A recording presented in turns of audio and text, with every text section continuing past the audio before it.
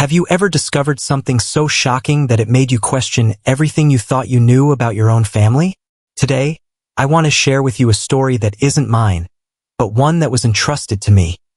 A story about hidden fortunes, betrayal, and a grandfather's quiet revenge from beyond the grave. This is a tale of patience, proof, and the moment a simple passbook turned an entire family upside down. Sit back and let me tell you about Danica Gross. Hi, welcome back to Heartland Stories. New stories ready. Watch till the end. The bank manager's face went completely white, as though he'd just seen a ghost materialize right there in his polished, orderly office. His hands trembled visibly as he reached for the phone, the receiver slipping slightly in his damp grasp. "Lock the front doors," he whispered urgently to his assistant, his eyes never leaving mine. "And call the police. Now." He looked at me not with anger, but with a kind of dawning horror, as if I had just handed him a live grenade with the pin already pulled, rather than my dead grandfather's worn, leather-bound passbook. The same passbook my mother, Miriam, had thrown into the kitchen trash just yesterday with a dismissive sneer, calling it worthless junk that should have stayed buried with him. She had been so sure, so arrogantly certain it meant nothing. Turns out some secrets fester if you try to bury them, and when they finally claw their way back into the light, they often have very sharp teeth. But I'm getting ahead of myself, letting the climax overshadow the careful, patient setup. Let me start from the real beginning, from the quiet before the storm. My name is Danica Gross. I'm 31 years old, and until that pivotal morning, I genuinely believed the most dramatic part of my week would involve yet another circular argument with my landlord, Mr. Henderson, about the broken radiator in my apartment that groaned like a tired old man all winter long. I work as a paralegal at Hartman & Fry, a small but respected law firm in Columbus, Ohio. It's not a glamorous life by any stretch. The pay is modest, my social life often consists of takeout and case files, and my car is a 12-year-old sedan that makes a sound resembling a dying whale every time I turn left. But I'm good at my job, truly good, precisely because I've trained myself to notice the details others gloss over. I ask the uncomfortable questions. I connect dots that seem miles apart. I don't let go until I find answers, even if they're messy or inconvenient. My family, for as long as I can remember, has considered this relentless curiosity not a virtue, but a profound character flaw. The funeral was on a bleak Tuesday in late autumn. My grandfather, Eugene Gross, had passed away peacefully in his sleep at 89 years old. He had lived out his final years on a modest, wind-swept farm about 2 hours outside the city, the kind of place with a wraparound porch that creaked a specific song and fields of corn and soy that stretched out to meet the horizon in neat, endless rows. To everyone who knew him casually, neighbors, distant relatives, the folks at the local diner, he was just a quiet old man in an old house, living out his final years in gentle, uncomplicated simplicity. That's certainly the image my mother, Miriam, worked tirelessly to cultivate and wanted everyone to believe. The service itself was small, efficient, and emotionally cold, exactly my mother's style.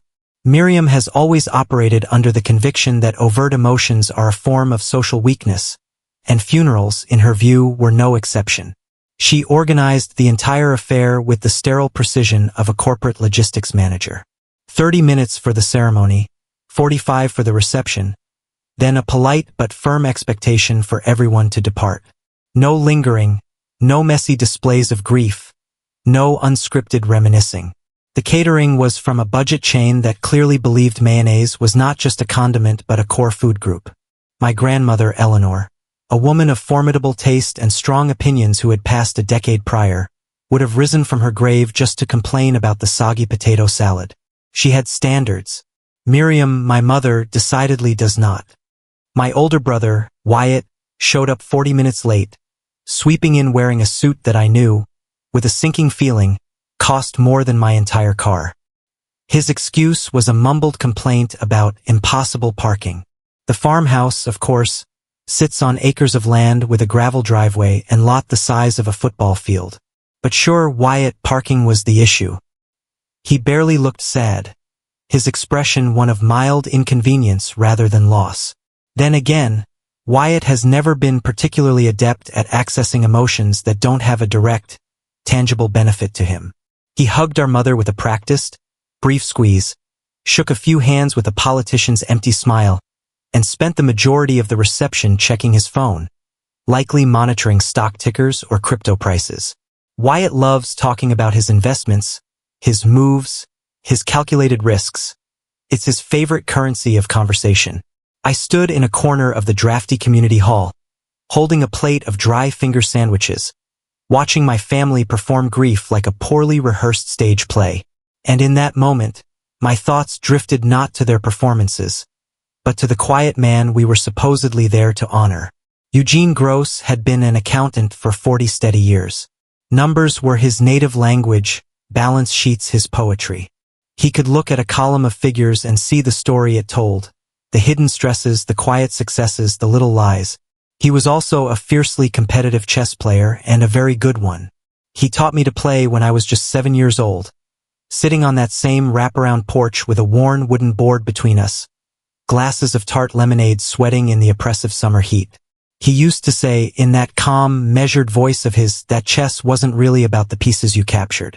It was about the silent pressure you applied, the invisible positions you created for the future, the traps you set with a smile, and above all, the profound patience to wait, sometimes for an agonizingly long time, for your opponent to make the one mistake you'd been anticipating all along. His favorite adage, one he repeated often, was this: "The truth is patient, Danica. It can wait longer than any lie." Back then, I'd nod, thinking I understood. I didn't, not really. Not until the pieces of his final game began to move under my own hands.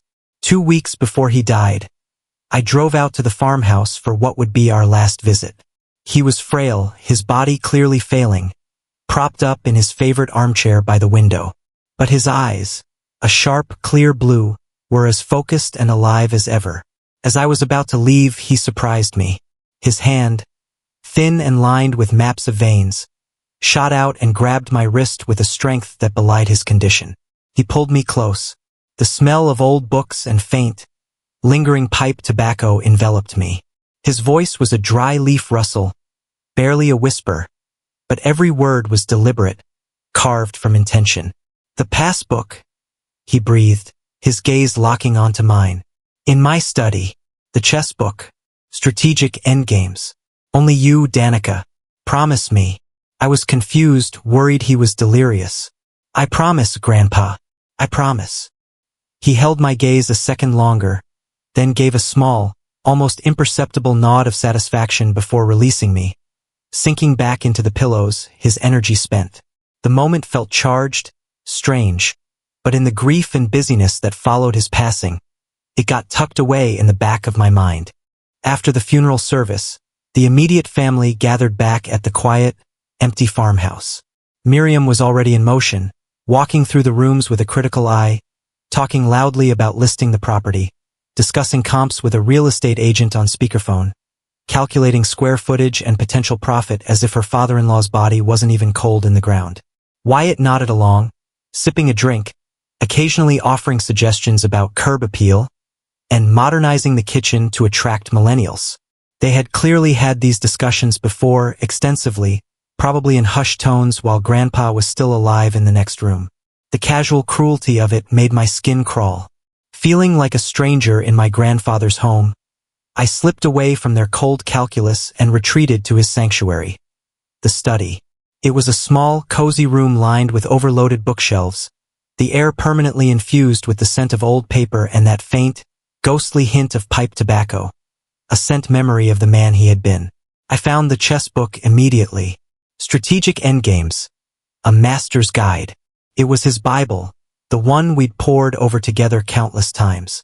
I pulled it from the shelf and its weight felt immediately wrong, unbalanced.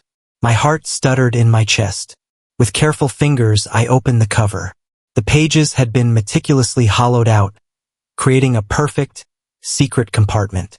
And nestled inside, like a sleeping serpent, was an old-fashioned leather passbook, its edges worn soft and its color faded with time. It looked like a relic, a prop from a black-and-white movie about a different century. Curiosity overriding discretion, I brought it out to the living room, the object resting on my open palms. "Look what I found in Grandpa's study," I began, my voice mingling surprise and a touch of wonder. I never finished the sentence. Miriam saw it. Her reaction wasn't just fast. It was violent in its immediacy. She crossed the room in 3 swift strides, her face a mask of cold fury. She snatched the passbook from my hands as if it were contaminated. She barely glanced at the cover before marching to the kitchen and throwing it, with a final, decisive motion, directly into the trash bin under the sink. It landed with a soft thud atop coffee grounds and discarded paper plates from her own efficient reception. "This is garbage," she stated, her voice slicing the air. "Old closed accounts from banks that don't even exist anymore. Sentimental junk. This should have stayed buried with him." She turned her frosty gaze on me. "Don't go digging through his things, Danica. It's morbid. And it's not appropriate." From the couch, Wyatt let out a short, derisive laugh. "Always the sentimental one, aren't you, Danny? Looking for a hidden treasure." He shook his head, a smirk playing on his lips. But it was the look they exchanged then. A brief, lightning-fast flicker of eyes meeting over my head that froze the blood in my veins. It was a look I'd seen countless times across conference tables at the law firm. It was the look co-conspirators share when an outsider stumbles too close to the heart of their scheme. A look of silent understanding, of warning, and of fear. That night, back in my own apartment, sleep was impossible. The scene replayed on a loop behind my eyes. My mother's reaction wasn't just dismissive. It was aggressively, unnecessarily destructive. If the passbook was truly worthless, why the anger? Why not a shrug, an eye roll, a silly old man comment? Why the need to physically destroy its discovery? And my grandfather's words echoed in the dark. "Only you, Danica. Promise me." He was an accountant for 40 years. A man for whom documentation was sacred. He did not hollow out books and whisper cryptic instructions on his deathbed by accident. People only react with that kind of defensive fury when they have something significant to hide. The realization settled in my stomach like a stone. At 5 a.m., with the city still dark and silent, I made a decision. I pulled on jeans and a sweater, my hands steady with a newfound resolve. I was going back to that farmhouse. That passbook was still in the kitchen trash, and I was going to retrieve it.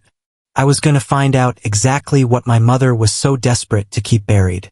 Before we continue, if you're finding this tale of hidden truths and family secrets compelling, please show your support by subscribing to Heartland Stories.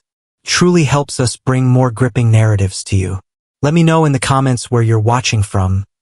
I love seeing our community come from all corners of the world. Thank you for being here.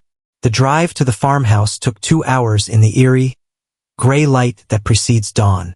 I kept the radio off, the only sound the hum of my old car's engine and the rhythmic thump of tires on asphalt. My mind was a whirlwind. My grandfather was, above all else, a strategist. Patient, methodical, precise. He spent a lifetime tracking numbers, finding the hidden stories in financial statements, documenting every detail. He played chess like a man who could see the entire board 15 moves into the future. He did not act randomly. He did not create elaborate hiding places and issue last-minute, urgent instructions unless there was a powerful, compelling reason. And Miriam, my own mother, did not throw things away with that much venom unless she was deeply, profoundly afraid of what they might reveal. I arrived as the first sliver of sun breached the horizon, setting the dewy fields ablaze with streaks of orange and purple. The farmhouse stood silent and alone. No other cars in the gravel lot. Perfect. I used the spare key Grandpa had always kept hidden under the 3rd step of the porch. A secret he'd shared with me years ago. A secret I now realized was part of a pattern of trust. The house was cold and still, holding its breath. I went straight to the kitchen. The plastic trash can was exactly where it had been. My nose wrinkled as I pulled out the bag, set it on the linoleum floor, and began the undignified search. There I was, a professional paralegal with a college degree, on my knees at dawn, elbow deep in used coffee filters and discarded funeral canapes. My grandfather, I thought with a grim smile, would have appreciated the dedication. My therapist, undoubtedly, would have required several future sessions to unpack the symbolism. My fingers closed around the cool, leather-bound object near the bottom. I pulled it free, wiping it clean with my sleeve. Now, in the quiet morning light, I could examine it properly. The cover was deliberately aged, designed to look decades old. But when I flipped it open, the interior told a different story. The paper was newer, crisper. The printed account number, a long string of digits, was formatted in a distinctly modern way. This wasn't a relic from the 1960s. It was a contemporary document disguised as one. And then I found it. Tucked into the spine, folded into a tiny, tight square, was a slip of paper. I unfolded it with trembling fingers. It was my grandfather's handwriting, the neat, precise script of an accountant. Account number 774-12289. First Regional Savings, Millbrook Branch. They don't know about this one. Ask for the full transaction history. Trust no one in the family. Only you, Danica. I read the note 3 times, the words searing themselves into my mind. They don't know. The they was unmistakable, Miriam and Wyatt. My grandfather had a secret, and he had systematically excluded his own daughter-in-law and grandson from it. He had chosen me, the question asker, the detail noticer, to be his executor from beyond the grave. Instincts honed by years of legal work kicked in. I took out my phone and photographed everything, the passbook cover, the interior account page, the handwritten note from every angle. I immediately uploaded the images to a secure cloud drive and sent a copy to my private email. Documents can be lost, stolen, or destroyed. Digital trails are harder to erase. I drove home with the passbook secured in my bag, a live wire of anxiety and anticipation humming under my skin. The questions were no longer just burning. They were a roaring fire. The first probe came at 10 a.m. sharp, as I was sipping coffee at my kitchen table.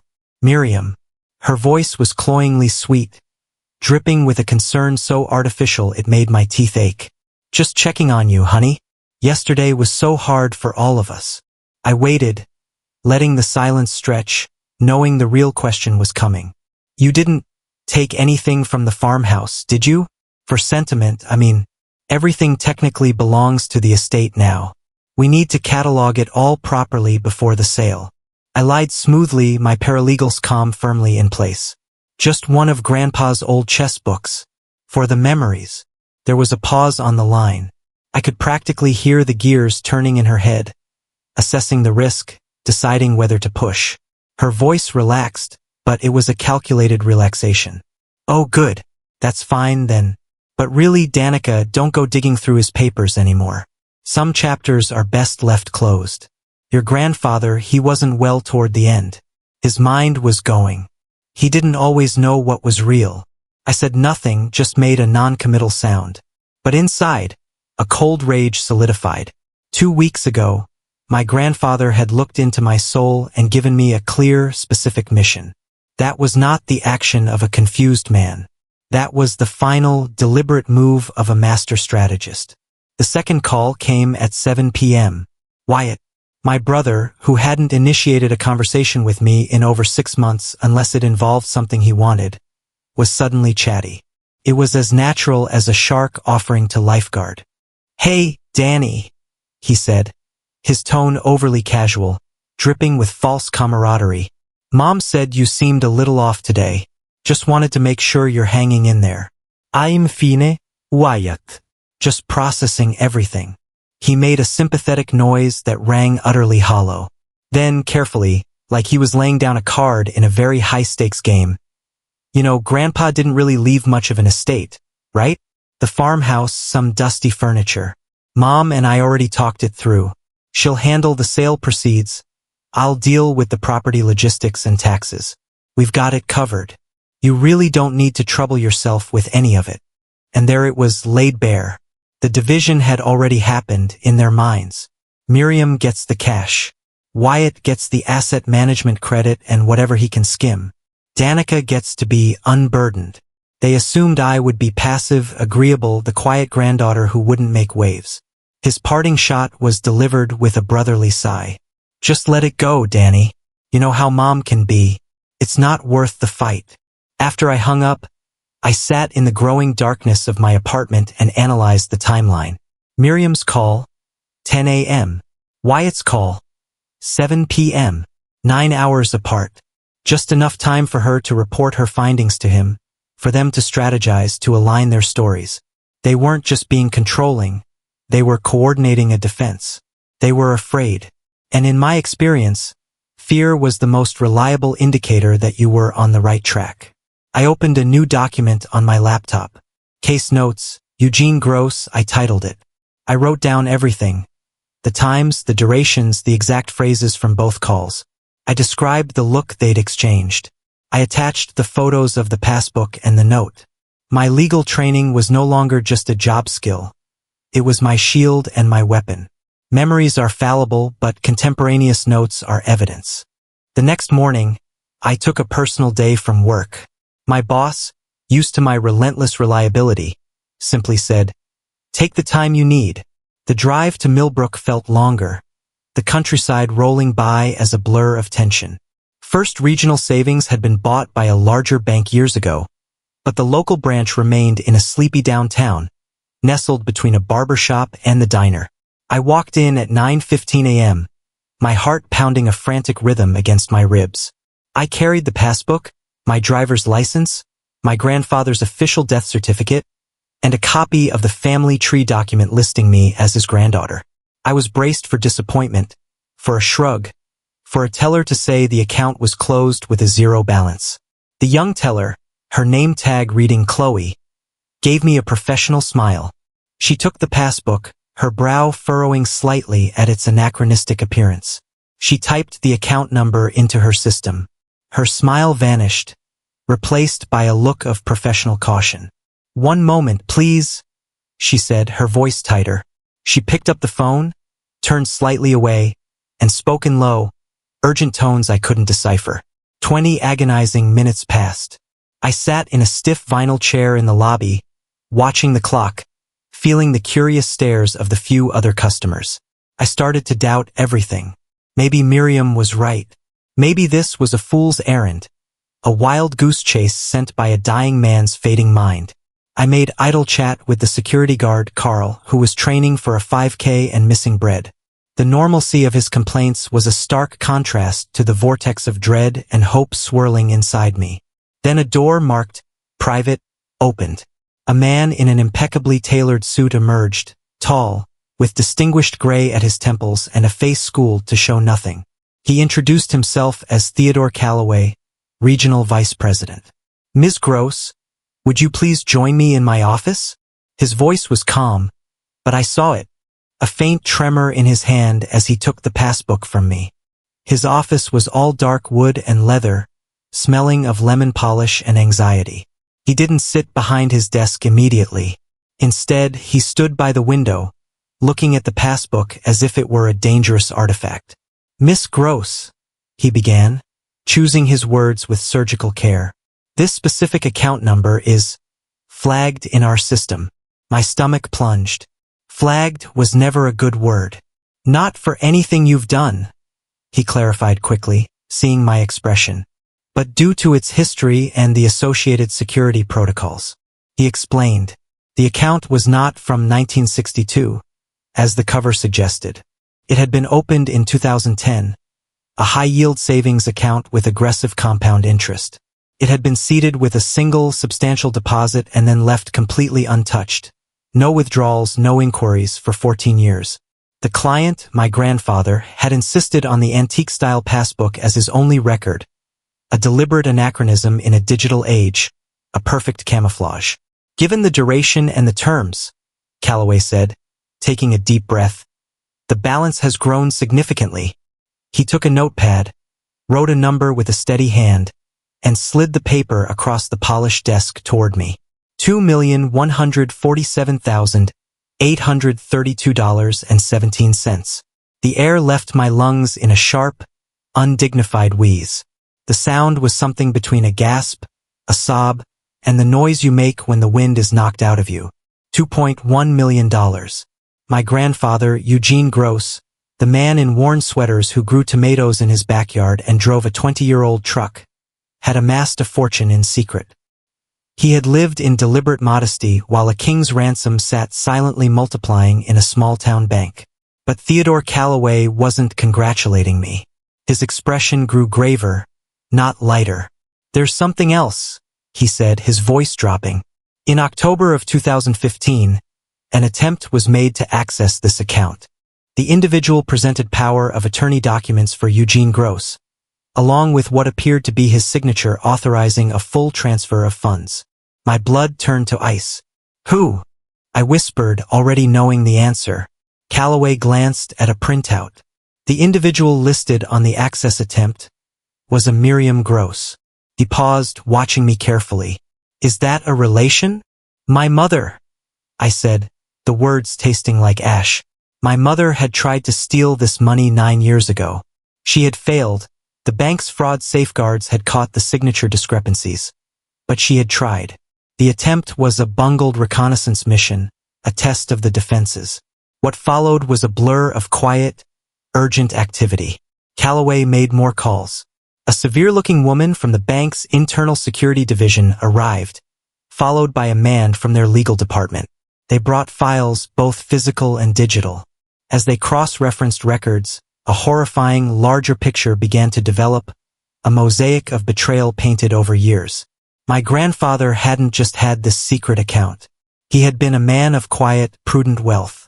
An inheritance from his own parents in the mid-90s, which he had invested wisely and grown steadily over decades.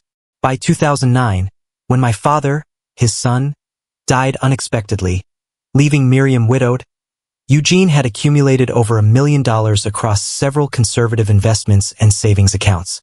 Miriam, appointed as his primary caregiver and given power of attorney during a period of grief, had discovered these accounts.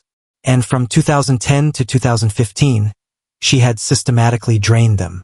Transfer by transfer, withdrawal by withdrawal, she had funneled the money away, using forged POA documents and practice signatures. She had stolen approximately $1.5 million from him. But Eugene was an accountant, a master of numbers. He noticed the slow bleed almost immediately. However, he was trapped. She had skillfully weaponized the system against him, convincing a doctor and then a judge that he was showing signs of cognitive decline, securing legal authority that made his protests sound like the ramblings of a confused old man. He couldn't go to the police. He couldn't stop her legally. He was being robbed by his own caretaker, and the world saw her as a saint. So he fought the only way he could, with patience and paperwork. In 2010, seeing the pattern begin, he had secretly opened this last account at a bank she didn't know about, in a town she never visited. He transferred what remained of his liquid wealth, a final, substantial sum, into it. He chose the old-fashioned passbook, a physical token she would dismiss as a souvenir. He told no one. This account was his lifeboat, his buried treasure, his final, perfect move in a chess game where his opponent believed she had already won. "There's a final piece, Miss Gross," Calloway said, his voice thick with something like respect. He opened another file. "In 2019, your grandfather filed a formal, written complaint with our corporate fraud department. He alleged his daughter-in-law was financially exploiting him. He stated that no one would believe him because he had been legally painted as incompetent." Calloway met my eyes. He was trying to start a paper trail, but without the original account documentation, without proof that he still had assets she wasn't managing. Our hands were tied. The case went dormant. He held up the leather passbook. This was the key. This was the proof he couldn't safely produce while he was alive. He was building a case for after his death, hoping someone would find it. I sat in that expensive leather chair, the weight of my grandfather's secret and his profound, patient suffering settling on my shoulders. I finally understood. Eugene hadn't succumbed to helplessness. He had spent his final years as a prisoner in his own home, meticulously documenting his own robbery, preparing evidence and waiting for the one player he trusted to enter the game. "The truth is patient," he'd always said. His entire last decade had been a testament to that belief. Calloway reached for his phone, his demeanor shifting to one of grim resolve. Miss Gross, with your permission, I need to contact our security division head. And given the evidence of forgery, fraud, and elder financial abuse spanning nearly a decade, I am obligated to involve law enforcement. This account isn't just an inheritance. It's a crime scene. I nodded, a slow, firm movement. I had come here seeking answers, maybe a few $1,000s. I had found a fortune and the ugly, undeniable truth about my family. And somewhere, I knew with absolute certainty my grandfather was finally smiling. Calloway's call set in motion a chain of events that felt both terrifying and inevitable. The police arrived at the bank within 2 hours, 2 detectives from the state's financial crimes unit, their demeanors calm but their eyes missing nothing. Elder financial exploitation, they explained, was one of the most insidious and fastest-growing crimes, precisely because the perpetrators so often wore the trusted faces of family. The lead detective was a woman named Tabitha Jefferson. She was in her mid-40s, with a no-nonsense ponytail and eyes that had seen every variation of human greed. These cases, she told me once we were seated in a small, private meeting room, they break a piece of you every time. The victims are captive. They rely on the very people stealing from them. They often love them. And when they find the courage to speak, the system, or their own family, silences them. She looked at the passbook now encased in a clear evidence bag. Your grandfather didn't just speak. He documented. He planned. He waited for a moment like this. That's rare courage. The investigation began to accelerate like a snowball rolling downhill. The bank provided exhaustive records. The failed 2015 access attempt was a digital fingerprint, complete with timestamps, the IP address linked to Miriam's home computer, and high-resolution scans of the forged documents where the subtle tracing of Eugene's signature was visible under digital magnification. It was a perfect, preserved record of criminal intent. But the real breakthrough came 3 days later, from a voice I never expected to hear. The call came from a man who introduced himself as Lawrence Whitmore, attorney at law. His voice was aged but precise, like a well-tuned instrument. I was your grandfather's friend for over 40 years, and his legal counsel for the last 5, he said.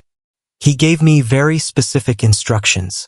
Upon his death, and only if you, Danica Gross, presented yourself as having discovered his special chess book, was I to contact you, no one else. He was emphatic. I drove to his office that same afternoon. It was in an older building in the city, a place of hushed corridors and the smell of old paper. Whitmore himself was tall, slightly stooped, with a kindness in his eyes that couldn't mask a sharp intelligence. Eugene and I played chess every Thursday for decades, he began, offering me tea. He was the most deliberate, forward-thinking man I ever knew. When he came to me in 2020, telling me what Miriam was doing, I didn't doubt him for a second. Because Eugene didn't deal in hunches. He dealt in evidence. He placed a heavy, expandable folder on the desk between us. He spent the last 4 years of his life assembling this. He knew he couldn't win the battle while he lived. She had the legal high ground. So he prepared for the war that would come after. With trembling hands, I opened the folder. It was a masterpiece of quiet resistance. Inside were side-by-side signature comparisons, with my grandfather's meticulous notes pointing out the minute differences in the pen pressure and the tail of the G that his forger, Miriam, always got wrong. There were annotated bank statements, a handwritten logbook detailing every suspicious transaction, dates, amounts, the flimsy excuses Miriam gave for each one. He had recorded phone calls, legal in our state with one-party consent, snippets of conversations where she subtly threatened to have him committed if he became difficult about money. And at the very bottom, in a sealed envelope marked with his elegant script, was a notarized sworn affidavit dated just last year. I read it aloud in the silent office, my voice catching on every other word. I, Eugene Harold Gross, being of sound mind and under no duress, hereby state the following. Since the year 2010, my daughter-in-law, Wyatt, was arrested in his downtown office, in the middle of a meeting with potential clients. The humiliation was, Jefferson noted, perhaps a more immediate punishment than the handcuffs. His professional life evaporated in that instant. The court proceedings were a slow, methodical unveiling of the truth. Miriam's lawyer tried to attack Eugene's mental competency, but the prosecution paraded a procession of doctors, neighbors, and even the manager of the local library who all testified to his sharp, engaged mind. The incompetency was exposed as a fraud, a legal weapon Miriam had crafted. Wyatt's lawyer came to me with a plea. Wyatt would testify against Miriam for a reduced sentence. He was manipulated. He was young. He didn't understand. I listened, then replied, "Tell my brother that Grandpa taught me chess. And in chess, you don't make deals with a piece that's already been captured." The prosecution didn't need him anyway. The shell company paperwork had his signatures all over it. The sentencing hearing was a quiet affair. Just before the judge pronounced sentence, the prosecutor asked to read one final statement into the record, an excerpt from Eugene's affidavit. His words, spoken in the sterile courtroom, were a ghostly condemnation. "She stole my money and my dignity. She convinced the world I was a fool while she picked my pockets. No one believed me, but I was not confused. I knew, and I have left a record." I watched my mother flinch as if struck with each word. Miriam Gross was sentenced to 7 years in state prison, with no eligibility for early parole, and ordered to pay full restitution. Wyatt received 3 years, plus the lifelong brand of a felony conviction. Their world, built on lies and theft, collapsed into dust. In the aftermath, Lawrence Whitmore called me back to his office. There was, he said, one final item. He handed me a simple envelope. He asked me to give you this only after the legal matters were concluded. He said you'd understand its weight then. Inside were 2 pages, front and back, in that familiar, careful script. "My dearest Danica, if you are reading this, then you did it. You found the passbook. You followed the trail of breadcrumbs I left through the forest of lies. You faced them and you won. I chose you because you were always the question in a family of easy answers. Wyatt is his mother's son. He sees value only in what can be acquired. Your mother sees people as instruments. But you, my dear girl, you see truth as a thing of value in itself. You visited me not out of duty, but with genuine curiosity. You played chess for the joy of the game, not to win my favor. You have a moral compass that points true north, even when it leads you into storms. I am sorry for the burden I placed on you. Unraveling a family is a painful surgery. But I am not sorry I trusted you with the knife. Some wounds must be opened to heal cleanly. The money is yours. Do not see it as blood money, or as a reward for a difficult task. See it as freedom. Use it to build a life that is authentically, completely yours. Be happy, Danica. That is the only revenge I ever wanted, your happiness, built on the foundation of the truth we proved. With all my love and immense pride, Grandpa Eugene. 6 months later, I handed in my notice at Hartman and Fry. I paid off my student loans, my car loan, and even Mr. Henderson for the broken radiator I'd never have to argue about again. I found a narrow, sunlit storefront in a neighborhood I loved. After weeks of painting, sanding, and building shelves, I opened the doors to Gross pages. He said you'd understand its weight then. Inside were 2 pages, front and back, in that familiar, careful script. My dearest Danica, if you are reading this, then you did it. You found the passbook. You followed the trail of breadcrumbs I left through the forest of lies. You faced them and you won. I chose you because you were always the question in a family of easy answers. Wyatt is his mother's son. He sees value only in what can be acquired. Your mother sees people as instruments. But you, my dear girl, you see truth as a thing of value in itself. You visited me not out of duty, but with genuine curiosity. You played chess for the joy of the game, not to win my favor. You have a moral compass that points true north, even when it leads you into storms. I am sorry for the burden I placed on you. Unraveling a family is a painful surgery. But I am not sorry I trusted you with the knife. Some wounds must be opened to heal cleanly. The money is yours.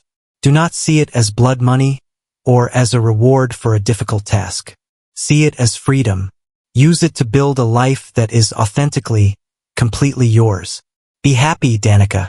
That is the only revenge I ever wanted, your happiness, built on the foundation of the truth we proved. With all my love and immense pride, Grandpa Eugene.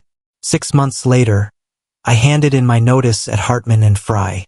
I paid off my student loans, my car loan, and even Mr. Henderson for the broken radiator I'd never have to argue about again.